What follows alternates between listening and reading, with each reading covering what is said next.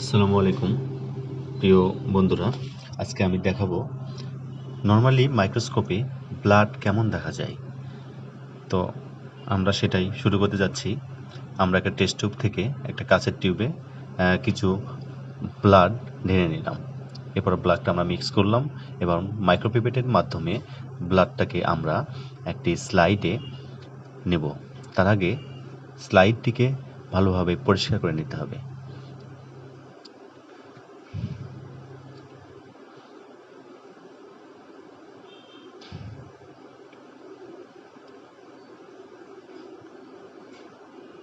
স্লাইডটিকে পরিষ্কার করে নিয়ে মাইক্রোপিপেটের মাধ্যমে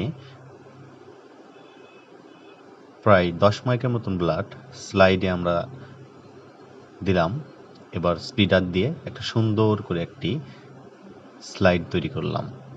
মাশাআল্লাহ। এবার আমরা একটি নাম্বারিং করলাম। নাম্বারিং করার পর স্লাইডটা আমরা এবার মাইক্রোস্কোপে দেখব। আপনারা একটু অপেক্ষা করুন, কিছুক্ষণের মধ্যেই আমি মাইক্রোস্কোপে স্লাইডটা দেখাবো। মাইক্রোস্কোপে নর্মালি ব্লাডটা কেমন দেখা যায়।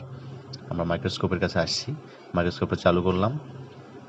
এবার মাইক্রোস্কোপে স্লাইডটা ফিক্সড করব।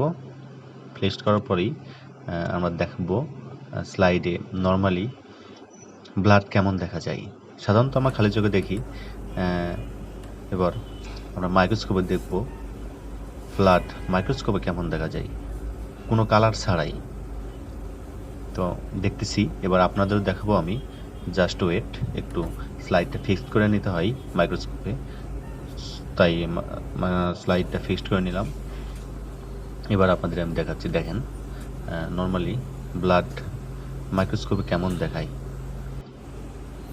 তো এর আসলে মোবাইলে ক্যামেরা দিয়ে মাইক্রোস্কোপের ফোকাসটা আনা অনেক কষ্টকর, তারপরেও যতটুকু সম্ভব আমি আপনাদের দেখানোর জন্য চেষ্টা করতেছি। এটা কোনো কালার ছাড়াই, কালার ছাড়া হওয়ার জন্য আমরা কোনো কালারিং দেখতে পাচ্ছি না। আসলে এই স্লাইডের মানে এই ব্লাডে কোনো সমস্যা আছে কিনা সেটা দেখতে হলে আমাদের বিভিন্ন স্টেইন দিতে হয় বা কালারিং করতে হয়। সে কালার ছাড়া